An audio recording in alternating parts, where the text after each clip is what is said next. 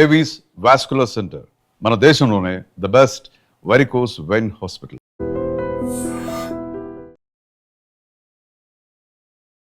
Welcome to I dream. నేను ఉదయశ్రీ. ఇవాళ మనం ఒక విషాద సంఘటన గురించి మాట్లాడుకుంటున్నాము. హైదరాబాద్ నేరెడ్మెట్లో జరిగింది ఈ సంఘటన. ప్రైవేట్ ఉద్యోగి, తన పేరు శ్రీనివాస్. తనకు పెళ్ళయి 13-14 సంవత్సరాలు అవుతుంది. భార్య, 12-13 సంవత్సరాల కుమారుడు కూడా ఉన్నాడు. ఇన్ని సంవత్సరాలకు ఆయన సూసైడ్ చేసుకుని చనిపోవడం జరిగింది. ఇక్కడ ఆయన చనిపోవడానికి రీజన్ ఏంటో తెలుసా? ఆయన చేసిన తప్పేంటో తెలుసా? ఆయన పెళ్లి కాగానే తన భార్యకి చదువుపై ఉన్న ఆసక్తిని గమనించి తనని ఎంకరేజ్ చేయడమే తన పాలిట శాపంగా మారింది. చివరికి ఆయన ఎంకరేజ్మెంట్తో ఒక ఎక్సైజ్ సిఐగా ఎదిగి ప్రమోషన్ పొందిన జ్యోతి అనే ఆవిడ ఆయనపై హెరాస్మెంట్ కేసులు ఫైల్ చేసి ఆయన్ని మానసిక వేదనకు గురి చేసి ఆయన్ని ఉరివేసుకునేలా చేసింది. ఇప్పుడు సోషల్ మీడియాలో ఇదే న్యూస్ వైరల్ అవుతోంది. అయితే ఇంతవరకు మనకు తెలుసు సోషల్ మీడియాలో వస్తున్న వార్తలు ఇవి. అసలు నిజంగా ఈ కేసులో ఏం జరిగింది తెలియజేయడానికి మనతో ఉన్నారు ఎడ్విన్ కేదాసి, అడ్వకేట్. మాట్లాడదాం. హలో అండి. హలో అమ్మా. So sad to hear this news actually. అంటే పాపం, అంటే భార్యాభర్తల బంధం అంటే ఒకప్పుడు ఎంత బాగుండేది.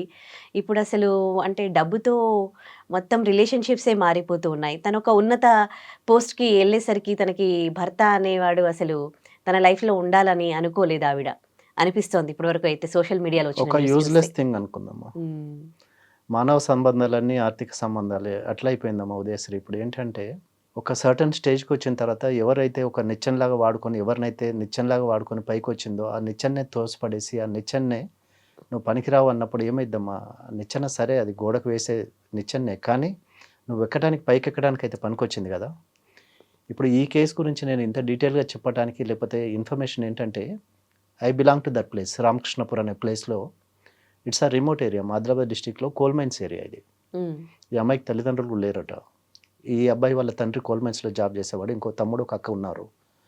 సో ఏంటంటే తండ్రి రిటైర్ అయిన తర్వాత తండ్రి ఇచ్చిన డబ్బులతోటి హైదరాబాద్ వచ్చేసి ఏదో ప్రైవేట్ ఫైనాన్స్ చేసుకుంటూ నేరేడ్మెట్లో ఒక ఇండిపెండెంట్ హౌస్ తీసుకున్నాడు అమ్మ. G+1 హౌస్ తీసుకున్నాడు. నాకు ఇంత ఇన్ఫర్మేషన్ ఎట్లుంది అంటే, అబ్బాయి వాళ్ళ తమ్ముడు చనిపోయిన ఎవరైతే డిసీజ్డ్ ఉన్నాడో శ్రీనివాస్ గారు తమ్ముడు శివకృష్ణ ప్లస్ చట్టం రిపోర్టర్ సదానంద్ అని చెప్పేసి, సదానంద్ ప్లస్ ఇంకొక ఇద్దరు నిన్న హైదరాబాద్ రావటం జరిగింది.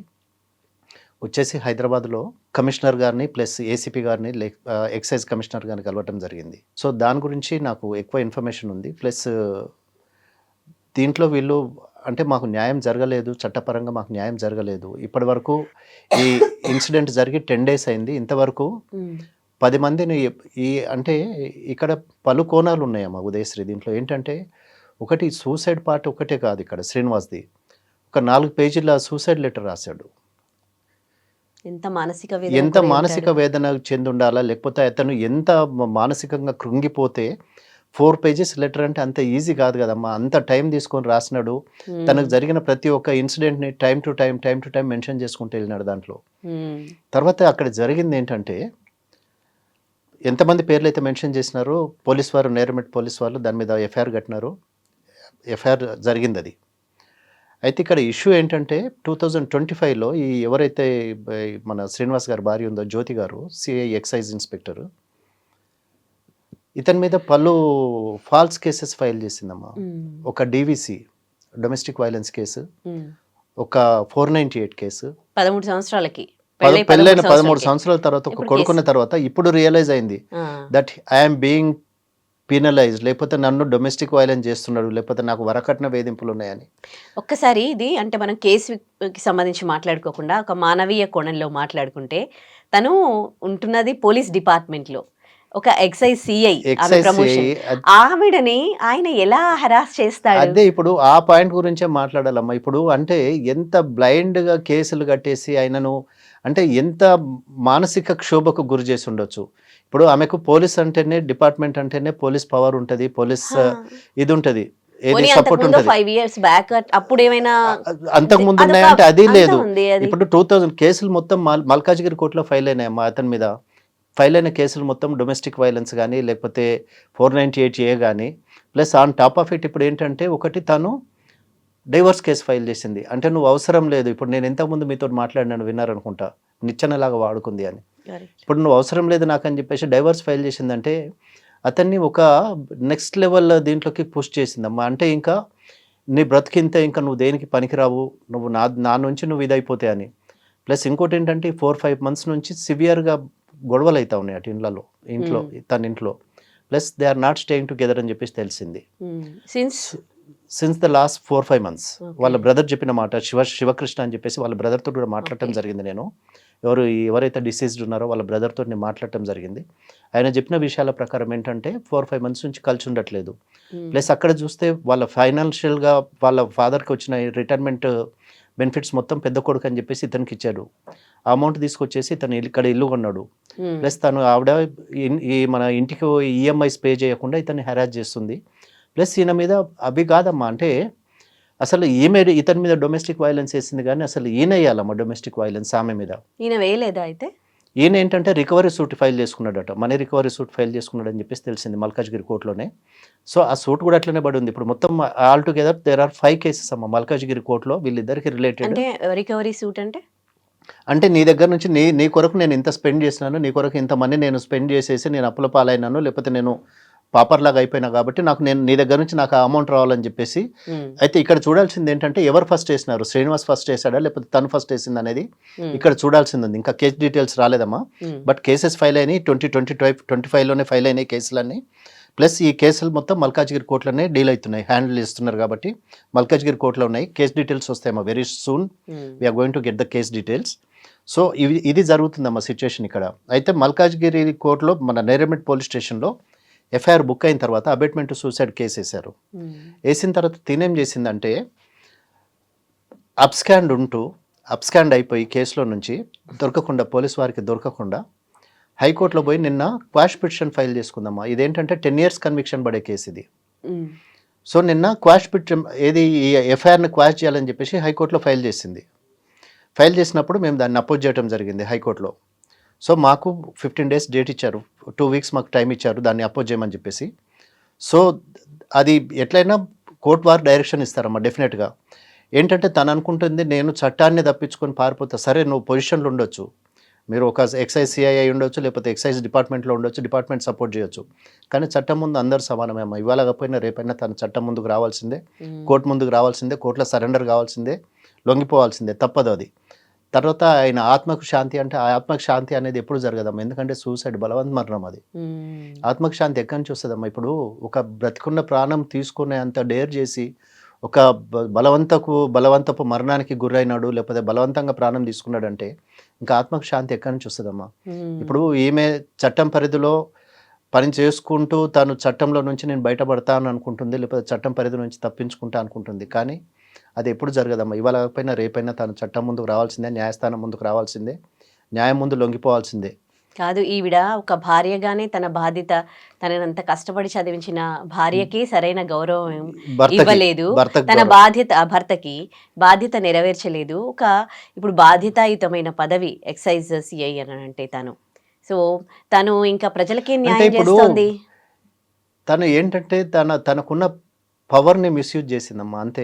తన మీద ఇప్పుడు 4 pages సూసైడ్ నోట్ అంటే దాంట్లో ఏం రాసి ఉండొచ్చమ్మా? అది చూడలేదు నేను, ఇంకా చదవలేదు, అది వచ్చింది నాకు, చదవలేదు. కానీ దాంట్లో 4 pages సూసైడ్ నోట్ రాసినాడు అంటే అతను ఎంత కొమిలిపోయి ఉండొచ్చు, ఎంత పెయిన్ తీసుకొని ఉండొచ్చు చనిపోవటానికి ముందు.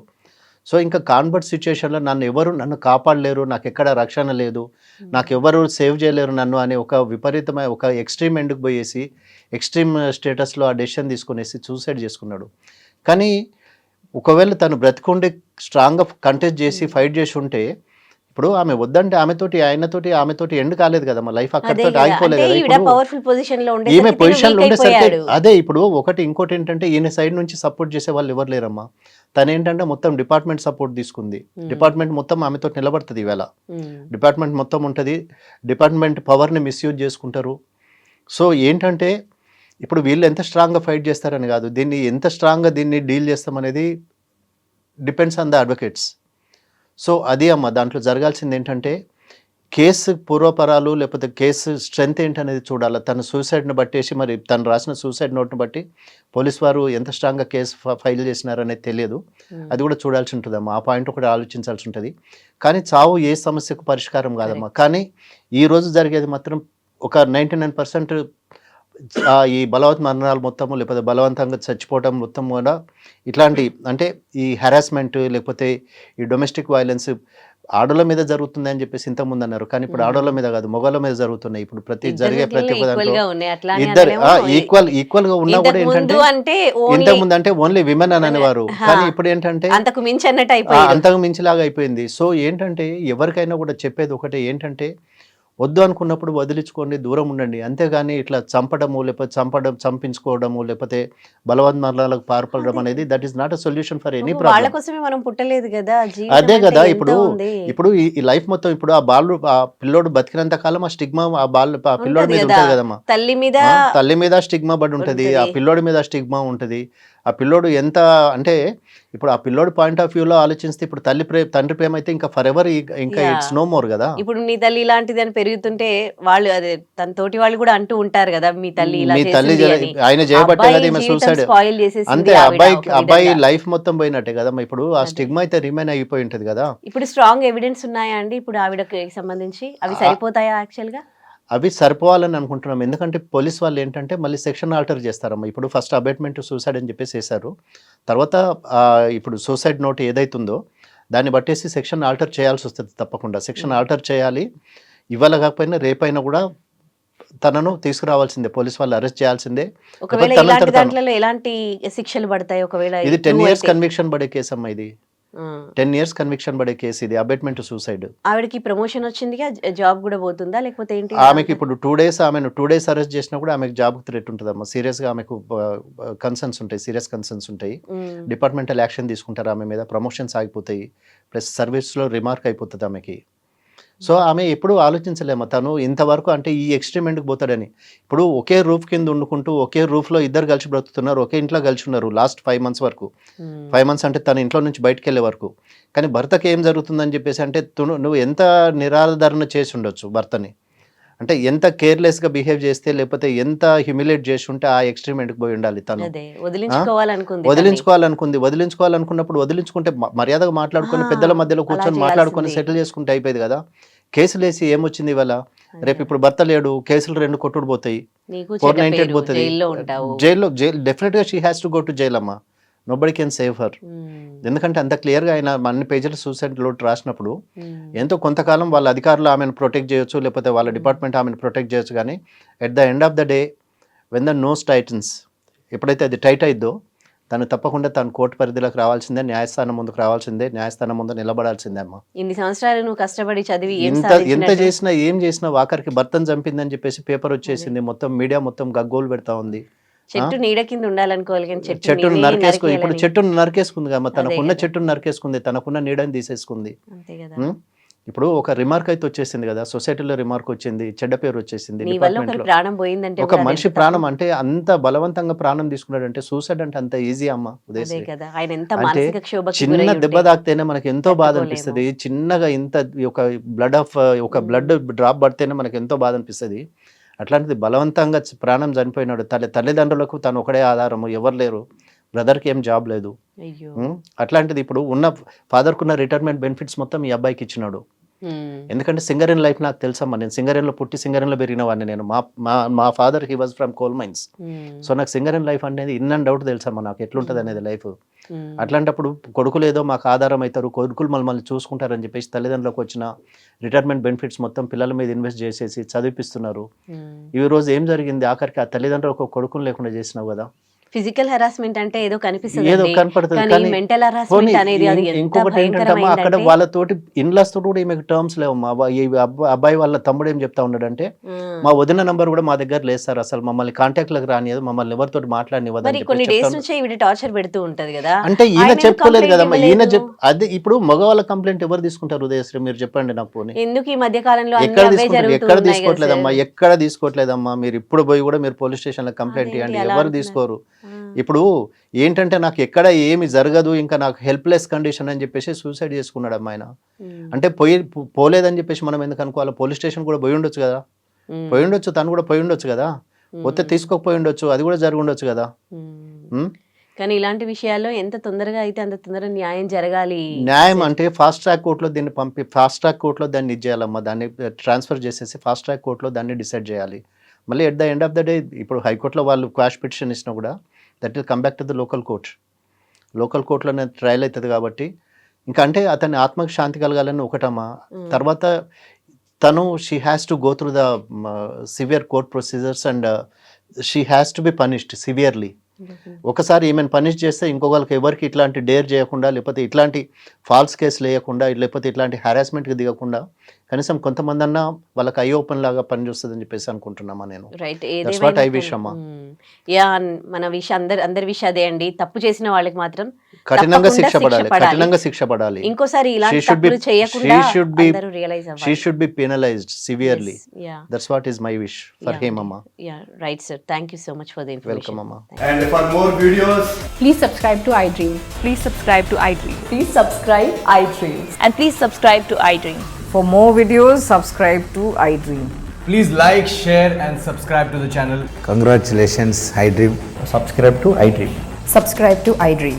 So, subscribe to iDream Media. iDream ki iDream team andarki huge congratulations. Please subscribe iDream Media. Please subscribe to iDream. Subscribe iDream. Please subscribe to iDream. iDream అంటే నా కళల ఛానల్ను సబ్స్క్రైబ్ చేసుకున్న నోరు తిరుగుతలేదు, మీరైతే గంట గుర్తు కొట్టండి. For more such videos, please subscribe to iDream. Subscribe to iDream. Please subscribe to iDream. Please subscribe iDream Media. Please do subscribe to iDream. Please subscribe to iDream Media. For best entertainment and information, please subscribe iDream. And don't forget to subscribe to iDream.